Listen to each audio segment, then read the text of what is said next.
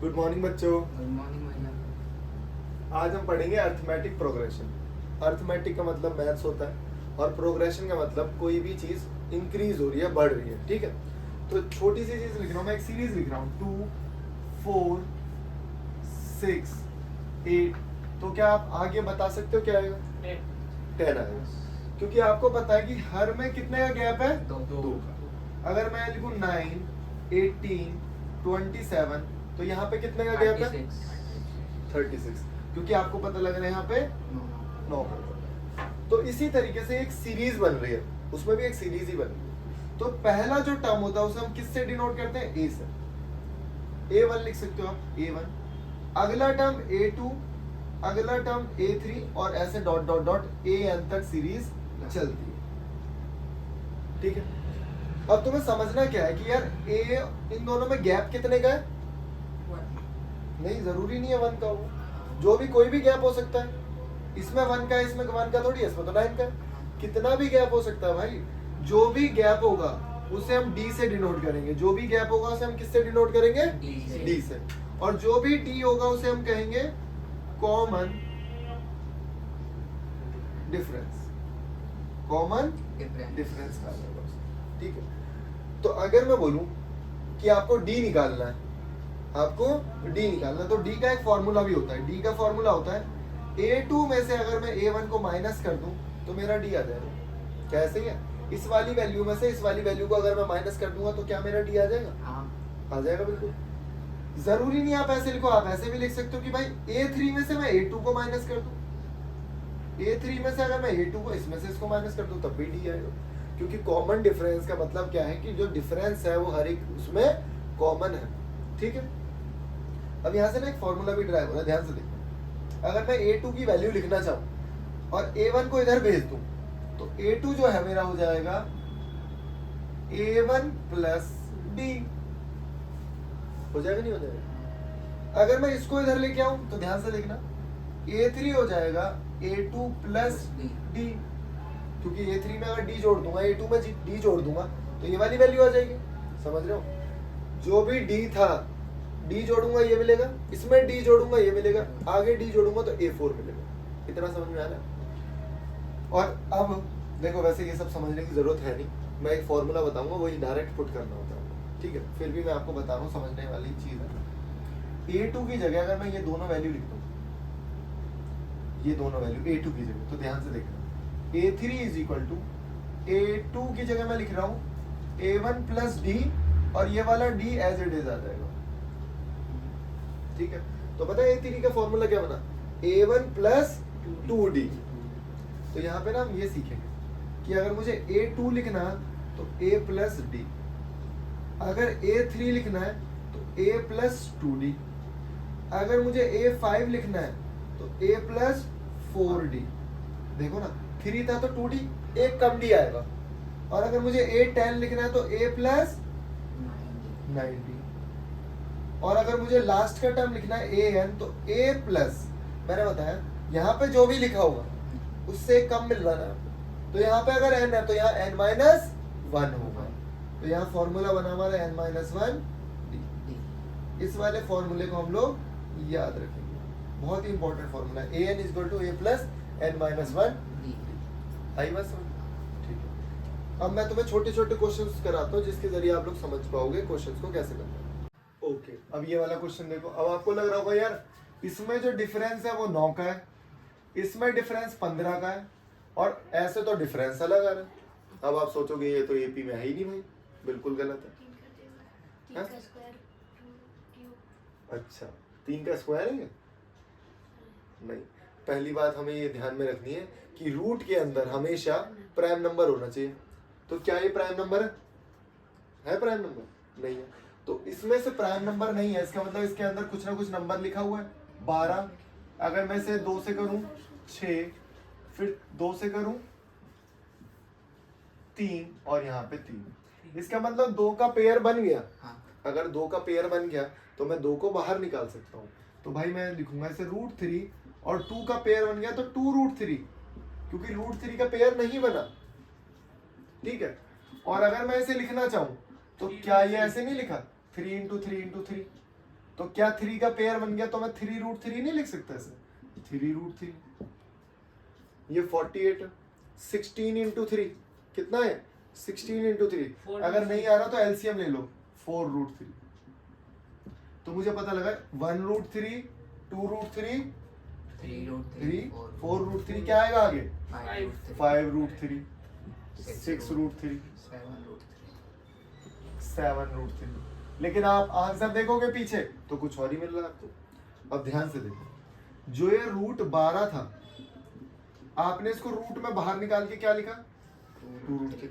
अगर मैं बोलूं इस 2 को दोबारा से अंदर भेज दो रूट के, तो जब ये अंदर जाएगा ना तो ये 4 हो जाएगा। अरे भाई, जब ये 4√3 था, यही तो है 12, हाँ। जब ये 4 बाहर आया तभी तो 2 बना है ना। अगर मैं इस 2 को दोबारा अंदर भेजूंगा तो वो कितना हो जाएगा, 4। तो जैसे ही ये लिखा है 5√3, कितना लिखा है, 5√3। अगर मैं इस 5 रूट को अंदर भेजूंगा तो अंदर जाके 25, बहुत बढ़िया। तो ये हो जाएगा 25 इंटू √3, तो हो जाएगा √75। तो आंसर पता है आपको क्या देना है, √75। तो यहाँ पे लिखूंगा मैं √75। और ये क्या है, 6 का स्क्वायर 36 इंटू 3 108, 7 का स्क्वायर 49, 49 इंटू 3 147। ठीक है, ये है आंसर इसका। अब मैं एक और क्वेश्चन दे रहा हूँ, वो आपको खुद करना है, ठीक है। तो देखो बच्चों, सेम क्वेश्चन बिल्कुल आपके सामने वैसे ही सेम।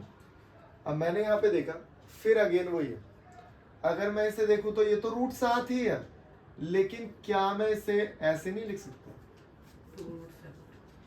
क्या मैं इसे ऐसे नहीं लिख सकता। तो अगर 4 बाहर आएगा तो ये 2√7 नहीं हो जाएगा। अब ये मत पूछ रहे 4 बाहर कैसे आया, भाई ये √4 क्या होता है, 2 होता है। और ये क्या है, 3√7। और ये तो 1√7 है, कुछ नहीं लिखा। तो अब जो अगला टर्म होगा वो क्या होगा, 4√7, 5√7, 6√7। लेकिन मैंने बताया ये इस तरीके से वैल्यू नहीं मिलेगी आपको, आंसर नहीं मिलेगा। इस 5 को अंदर भेजना पड़ेगा, इस 5 को 4 को अंदर भेजना पड़ेगा। जब 4 अंदर जाएगा तो क्या हो जाएगा, 16 इंटू 7, 25 इंटू 7, 36 इंटू 7। ठीक है, तो ये कितना हो जाएगा, 112, 25 के 150, 175। और इसको खुद कैलकुलेट कर लो। ठीक है, तो यहाँ पे क्या लिखना है मुझे, √112, √112, यहाँ पे √175। आई चीज समझ लो, ठीक है। इसको नोट डाउन कर लो, बहुत इंपॉर्टेंट क्वेश्चन है। तो यहाँ पे एक और question, for what value of the k the terms this are in AP। मतलब इसका मतलब क्या है कि मैं k की जगह क्या वैल्यू रख दूं जो ये AP में बन जाए। अब कैसे किया जाएगा, टफ क्वेश्चन है। तो हमें पता है AP में होने के लिए, किसी भी सीरीज को AP में होने के लिए क्या इंपॉर्टेंट है, कॉमन डिफरेंस। क्या बात है, बहुत ही शानदार, कि इन दोनों का जो कॉमन डिफरेंस होगा वो ही इन दोनों का कॉमन डिफरेंस होगा।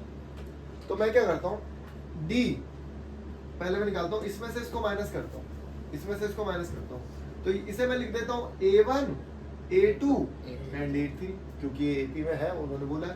तो A2 माइनस A1, और एक तरीका ये रहा, A3 माइनस A2, दोनों वैल्यूज को बराबर रखा जाएगा।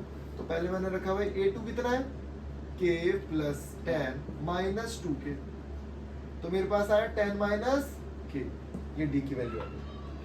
और यही वैल्यू यहाँ भी आनी चाहिए। तो मैंने देखा A3 क्या है, 3K माइनस 2, और A2 क्या है, K प्लस 10। तो बच्चे मतलब मोस्टली बच्चे क्या करते हैं, माइनस ब्रैकेट लगाएंगे, सॉल्व कर देंगे और पूरा, लेकिन इस माइनस को अंदर भेजा जाएगा, और जब माइनस अंदर जाएगा तो साइन चेंज होगा। तो 3K में से K गया 2K, और यहाँ पे क्या बचेगा, -12। ठीक है, तो यहाँ से भी D मिला। इसका मतलब भाई ये दोनों वैल्यू क्या है, बराबर है।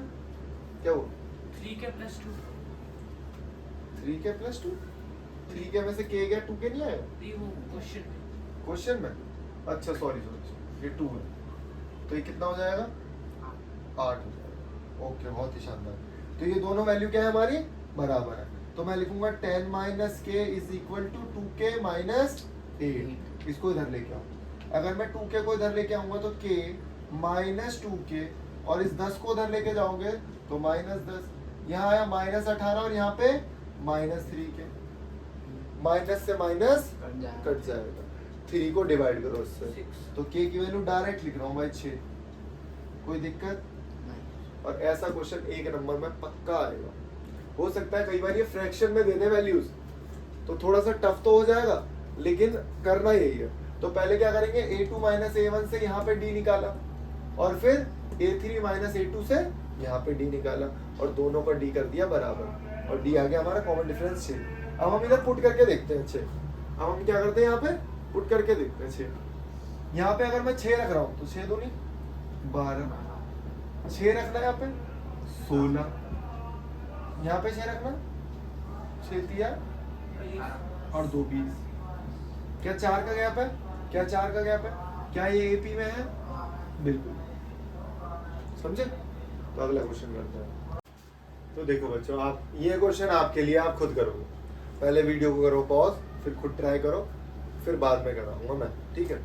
ओके, तो भाई क्या क्या आंसर आ रहे हैं आपके, देखो चेक करते हैं। मुझे पता है तीनों टर्म जो है वो एपी में, तो भाई मैंने ले लिया से a1 a2 और a3। तो मैंने आपको क्या सिखाया था कि भाई जो d होगा वो a2 माइनस a1 भी होगा, और जो d होगा वो a3 माइनस a2 भी होगा। अरे इसमें से इसको माइनस करूंगा और इसमें से इसको माइनस करूंगा, बात तो बराबर ही आएगी। तो a2 की वैल्यू क्या है मेरे पास, 6x minus 2 minus 8x plus 9। Value check करते रहो, सही लिख रहे हो। और हाँ, ये भी गलत फहमी में मत रहना, एक छोटा सा एग्जांपल देने की कोशिश करूंगा। -7 -9 -11 -13। अब यहाँ पे देख रहे हो, कॉमन डिफरेंस अगर मैं निकालूं तो क्या होगा, नेगेटिव या पॉजिटिव? इन दोनों में से छोटी वैल्यू कौन सी है? -9 9 छोटी है यार। अबे इन दोनों में से -9 छोटी नहीं होगी? तो छोटी और छोटी और छोटी होती जा रही है, इसका मतलब d नेगेटिव है। और d मैंने बताया कैसे निकालना है आपको, a2 माइनस a1, तो -9 प्लस 7 कितना आया, -2। तो ये मत सोचना कि कॉमन डिफरेंस कभी नेगेटिव नहीं हो सकता, कॉमन डिफरेंस नेगेटिव भी हो सकता है, कॉमन डिफरेंस पॉजिटिव भी हो सकता है। तो थोड़ा सा भी इधर भी दिमाग लगाओगे कि यार ये तो नेगेटिव सीरीज चल रही है, ये तो सीरीज डिक्रीजिंग है। अगर सीरीज कम हो रही है, यहाँ छोड़ो, यहाँ पे दिखाता हूँ मैं तुम्हें, यहाँ पे देखो लिखा 10 8 6 4। अब बताओ अगला टर्म क्या होगा, 2। क्या किया तुमने, माइनस किया ना, तो d क्या है, -2 है। तो d नेगेटिव भी हो सकता है, d पॉजिटिव भी हो सकता है, डिपेंड करता है सीरीज कैसी है, डिक्रीजिंग है या फिर इंक्रीजिंग है। तो सीरीज आपकी कैसी भी हो सकती है, ठीक है ना। चलो बैक टू द क्वेश्चन। तो मैंने आपको क्या बताया, a2 की वैल्यू क्या है, यहाँ पे ये लिखी, माइनस a1 की वैल्यू उतार दी। a3 की वैल्यू क्या है, 2x माइनस 7 माइनस 6x। भाई माइनस को अंदर भेजेंगे तो -8x माइनस 9 -2x माइनस 11, ठीक है।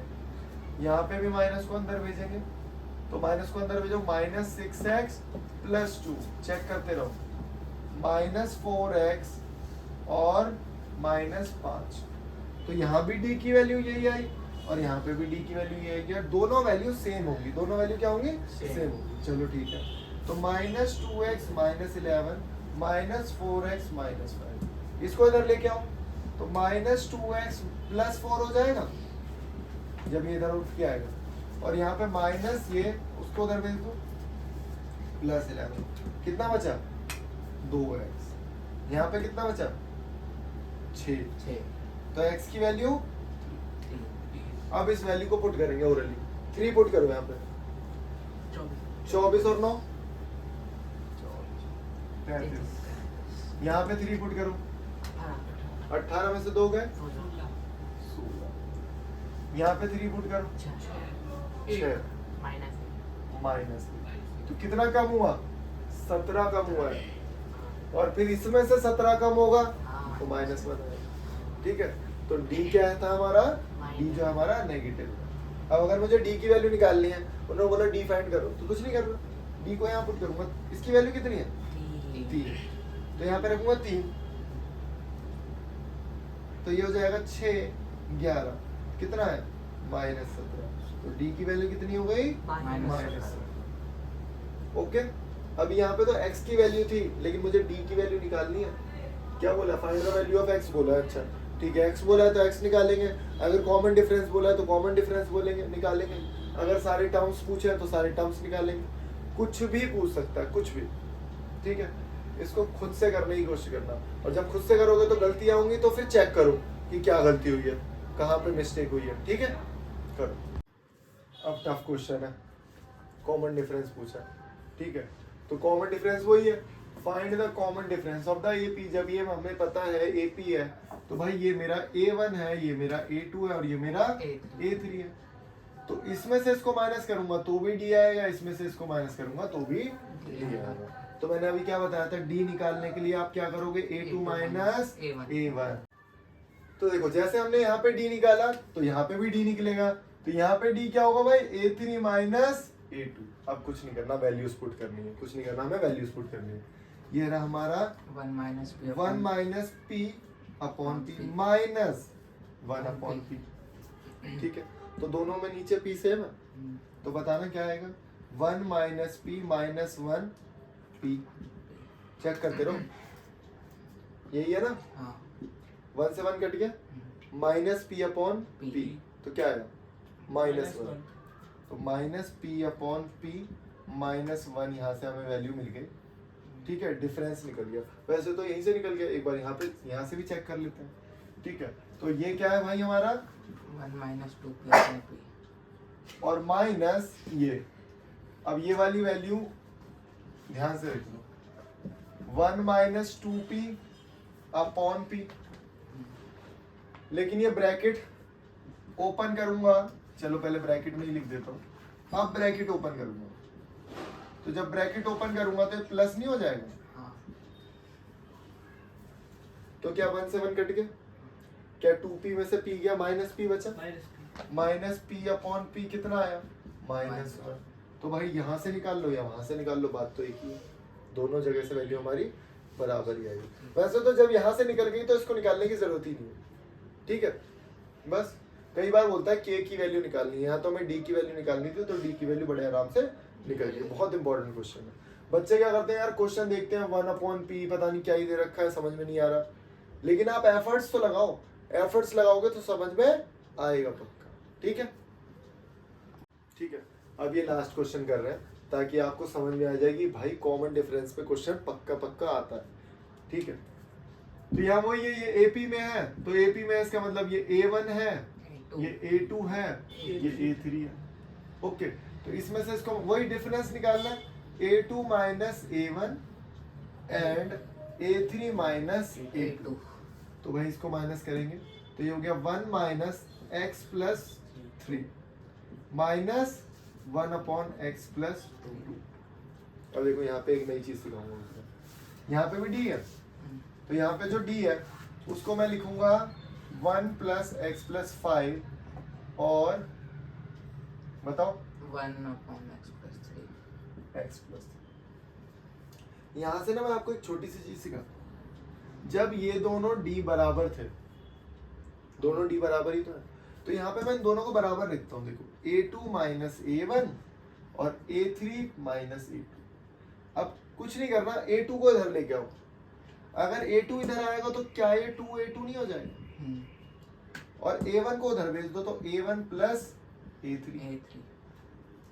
2 को डिवाइड कर दो तो A2 हो जाएगा हमारा A1 प्लस A3 अपॉन 2।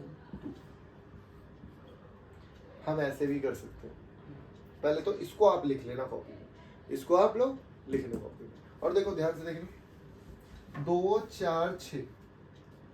तो मैंने बोला अगर पहले और तीसरे को जोड़ोगे ना तो वो बीच वाले का डबल कर दो आप, क्या फिट बैठ रहा है, पहले और तीसरे को जोड़ेंगे वो किसके बराबर होगा, बीच वाले के डबल के बराबर, हो भी रहा है फिट, है ना। तो यहाँ से तो एक फॉर्मूला ये भी सेट हो जाता है। कई बार लोग यही वाला सीधे फॉर्मूला लगा देते हैं, कई बार सीधे यही वाला फॉर्मूला फिट करते हैं हर बार, ठीक है। तो आप वो भी कर सकते हो, उसमें कोई दिक्कत नहीं है, लेकिन जो मैंने सिखाया वो भी कर सकते हो। तो हम क्या करेंगे, दोनों वैल्यूज को बराबर रख लेंगे, क्योंकि ये भी डी है और ये भी डी है। तो भाई मैं ये बीच की दीवार माइनस करके, अब ये 1/3 है, ये इसको इधर ले आओ, 1/this प्लस 1/this। क्या ये दोनों वैल्यू सेम थी तो सेम आ गए। अब इस वाली वैल्यू को उधर भेज दो, 1/x + 5, इसको उधर भेजो 1/x + 2। इसको क्या लिख सकता हूँ, 2x + 3। इसको एलसीएम लो, इसको इधर भेजो, x + 2 x + 5, और यहाँ पे आ गया हमारा x + 5 और x + 2। क्वाड्रेटिक इक्वेशन बनेगी, प्रॉपर क्वाड्रेटिक इक्वेशन, ठीक है। चलो सॉल्व करना शुरू करते हैं हम एक बार। पहले एक बार इतना उतार लो, यही उतार रहे तो देखो ना, x और x कितना हो गया, x 2x + 7, और यहाँ पे एज इट इज यही लिखा जाएगा, और यहाँ पे 2/x + 3, ठीक है। नीचे तक दिख रहा है, नीचे कर दो उसे।